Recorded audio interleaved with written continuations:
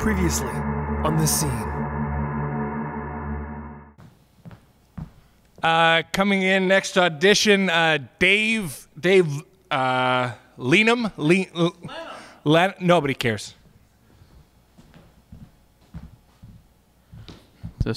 Hello? Is this on? Oh. What's the deal with airline peanuts? You can't scatter them on the floor. They don't serve airline peanuts anymore. Peanut allergies, but I like it so far.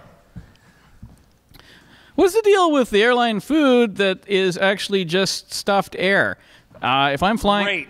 Great. I don't need to see any more with that kind of talent. I got more. I don't know. I couldn't even handle anymore. So good. Thank you, Roger. It's not going to work.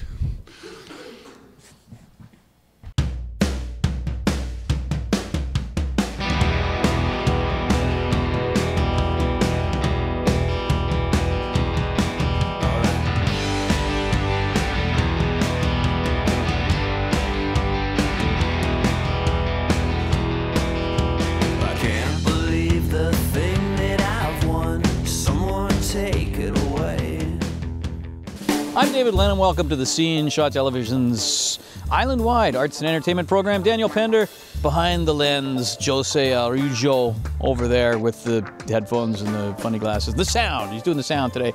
Let's kick it off with Bonehoof. This is a Victoria band, a cool Victoria band. We've had on the show before. They're unlike a million other bands sonically, and yet they're sort of like a million other bands put together. Their sound they describe as alt, psych, indie, folk, rock. That pretty well covers it. I would add blues into that. They got kind of a groovy, bluesy sound as well. And you'll hear it on their brand new CD that they're just about to release. I know the devil's gonna take my soul. I know the devil's gonna take my soul. You reach right in, never let go.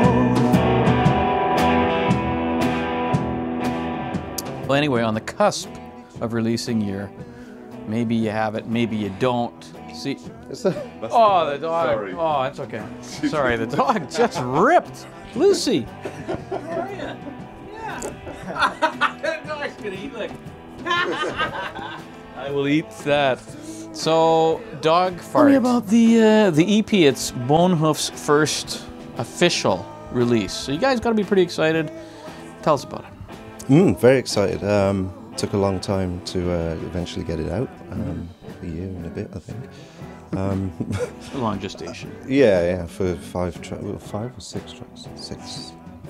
5 tracks on that. Bonus track, right? No, there isn't anything What's hidden. the opposite of bonus? We're taking away a track. You will get 1 track less if you buy this. Yeah, and you'll thank us for it.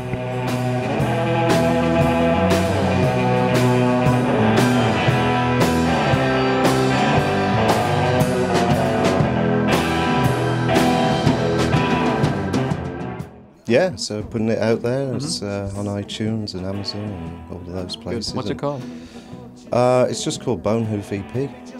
Nice. Guys, riff on that one for a while. Yeah, that was good. Yeah. And then it'll be Bonehoof 2, Bonehoof 3. Hopefully the album will have a title. Okay. Yeah. Do we know when an album is pending? We are looking to record in April time, perhaps. So hopefully by the end of next year. We've done the process once now. So, so hopefully we remember the process and can repeat it.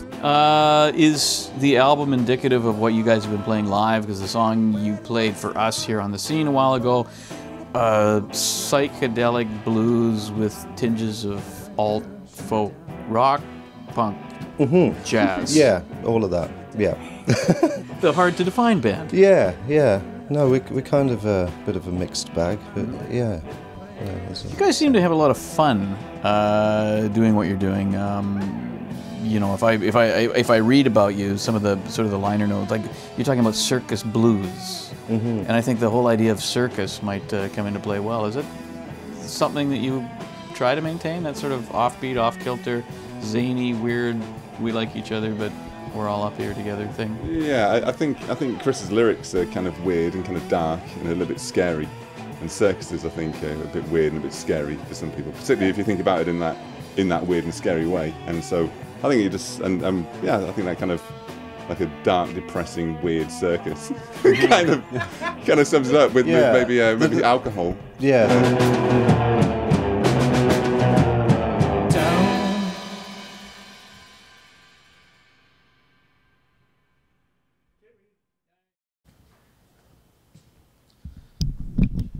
Hi, I'm Shane. So my grandpa, he's 93, just started smoking medical marijuana. It's pretty great. Before he smoked pot, he used to be like, "Hey Shane, do you know what I did for you in World War II?" And now he's like, "Hey Shane, do you know how great Kraft dinner tastes with hot dogs in it?" Amazing. Mike Delamont, the ubiquitous Victoria comedian and giant of a man, is literally everywhere. I mean, from his days in Atomic Vaudeville through to booking his own show at the McPherson on TV, this, that, the other thing. Yeah, he's so funny. He is the king of local stand-up, so it's only fitting that he was able to choose his own favorite stand-up comedians from the stable of Victoria stand-up comedians and present them in a showcase he calls Open Micers. So you got a giant TV and a giant bed, but not in the same room. That's correct. TVs have no place in the bedroom. No, nobody's lying in bed watching Shaw right now. Nobody's unless they're bedridden. Nobody's watching this. We can literally do anything we want. You want to show your ass now? Not again. I have an abnormally is this high it? ass crack. Should I do this? If the wind hits it in the correct. It goes whistles? Like that, like a bottle, like when you blow into a bottle. Right. Anyway, thanks for doing that. Yeah, I you're feel, welcome. Sexier, man. Yeah. This comedy, this open mic thing, which Yeah. is cool because you've almost become this sort of comedy god in town.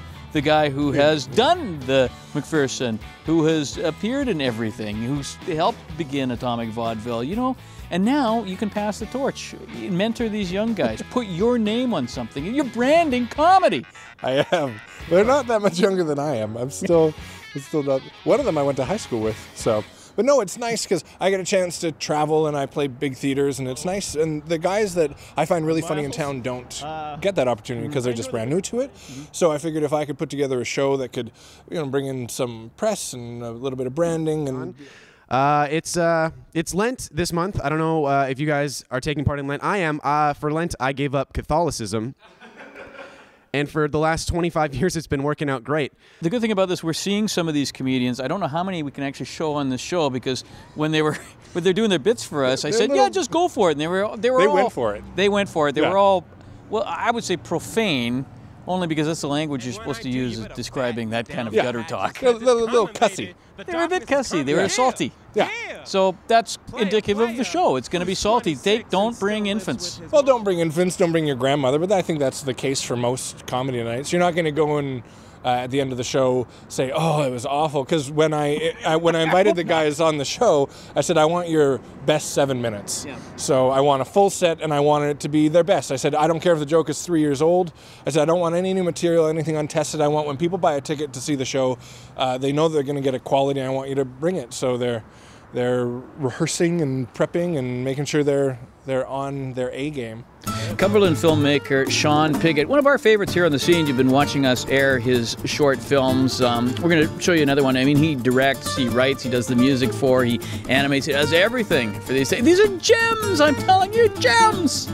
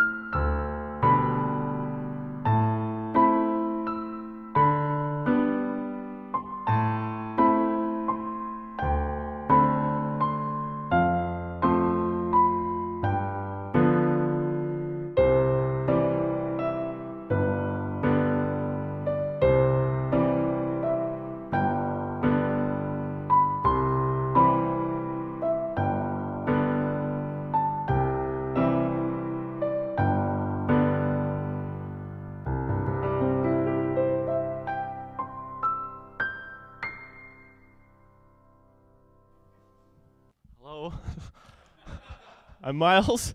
I enjoy the winter time because I can wear large sweaters and pants like these so that no one can see really how unhealthily skinny I am. When I go to the beach, it's kind of like a train car pulled up, and then they just kind of kick this prison of war out. I just kind of stumbled around and then was like, ladies, and like threw up a bunch and then was carried off in a stretcher. Yeah, it's just Gollum under here, and you don't know until like the wind blows and my clothes are tight against me, and then everyone down the street can be like, shield your eyes, children, shield your eyes. You can see his heart beating. You know, I don't even know why I'm trying to think of like the target audience for Shaw TV right now, and I see like a cat sleeping on the couch, and like there's like an old person that like can't get up and change the channel, and they're like, Dorothy, fix this, this man's telling jokes about the war. I don't know, that's all I got.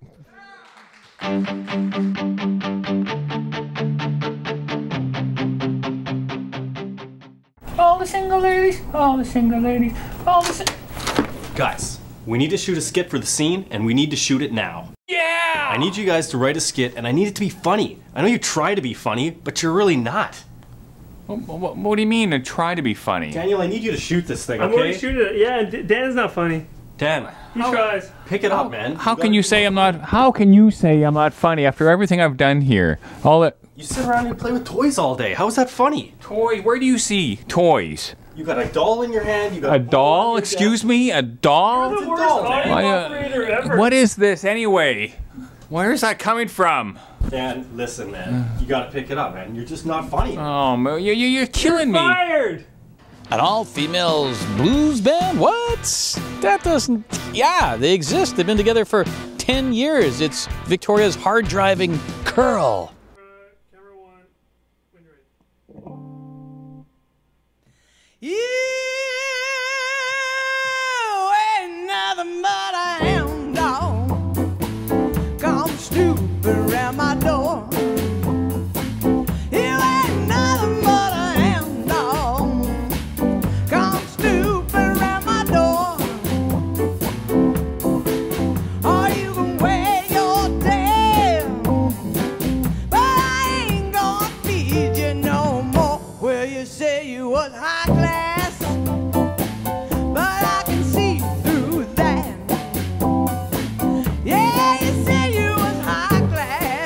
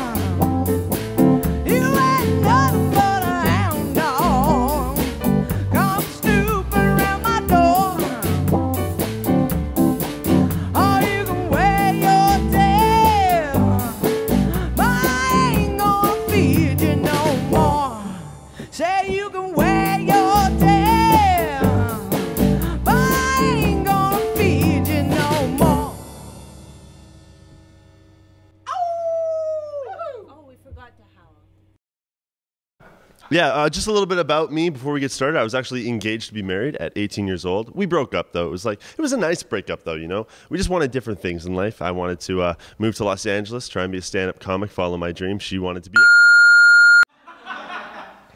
I feel like, I'm sorry if I'm rushing a lot. I'm trying to get home. My girlfriend is pregnant right now. Yeah, thank you. It's very exciting, very exciting. I've never been an uncle before. So, that's all. Thank you. What? Go. Saltwater Inc. presents side-by-side Sondheim. It's a musical retrospective of the great composer's sort of bevy of Broadway hits. A whole bunch of talented people in this. And guess what? Guess who else? Yeah, it's the guy who will never go away, Mike Delamont. In this as well. He's everywhere. I don't even understand.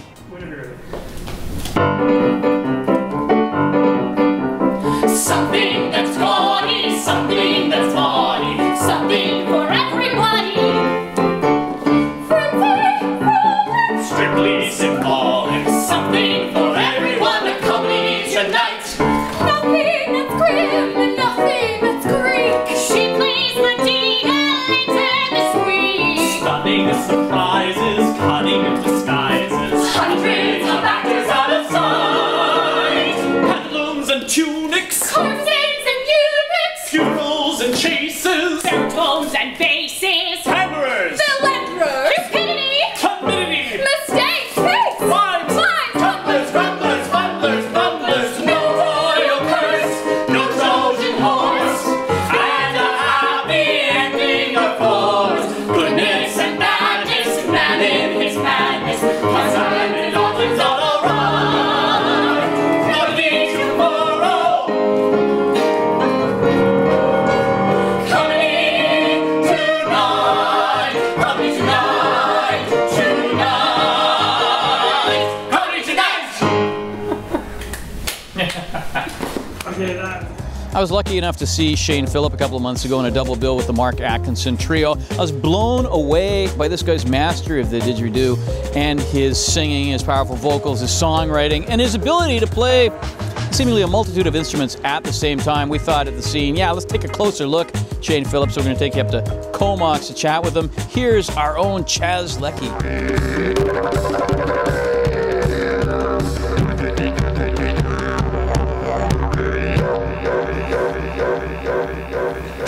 Shane, just maybe describe the space that we're in here. This is my rehearsal space. This is where it all happens. The creativity, that is, of Courtney singer-songwriter Shane Phillip, who's also a multi-instrumentalist. The question is, how does he do it? Often I get asked, like, how your brain must be just working so crazy, like you're trying to do all these different rhythms, and the secret for me is I turn my brain off completely and just feel it, you know, it's like a dance up here.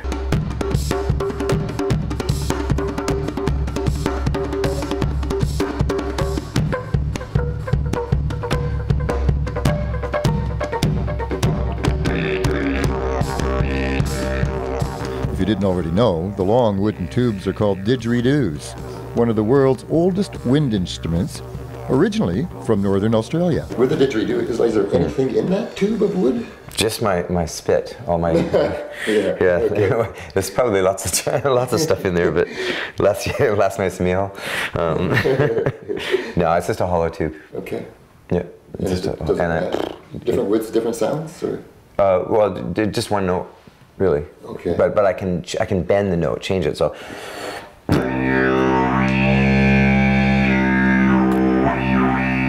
So it's what I'm doing with my lips and the air that's in my cheeks that can change the texture of the note, you know, so you can get the different sounds. But essentially, it's just one note. So I match that note with that note, and then I can do no wrong, really. Yeah. You know, as long as I'm playing the right key. So then it's all about rhythm. It becomes a drum then. Mm-hmm. So mixing that with my drumming.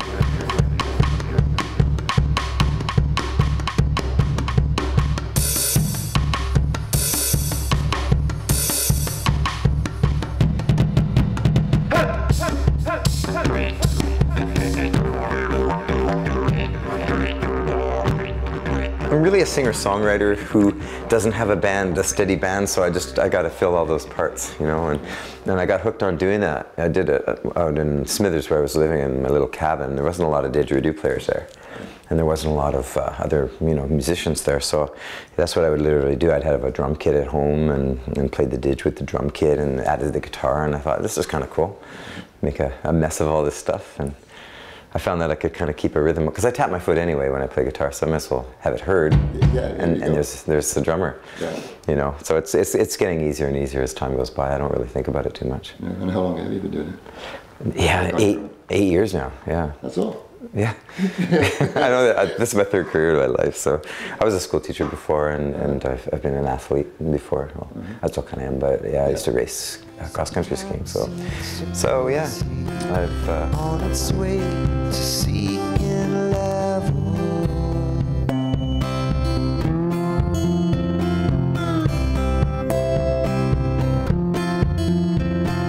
Walking down the busy city streets, electronic leashes tethered proudly to our hands, feeling so in touch with this world, sadly disconnected from the land.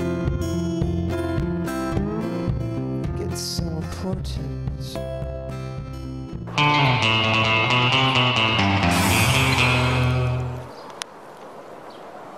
What's up? I'm waiting for the show. The show?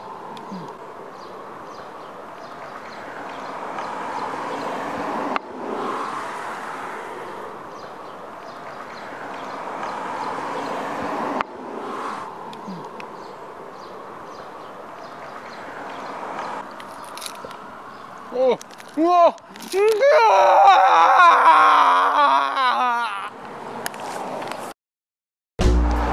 Rolling.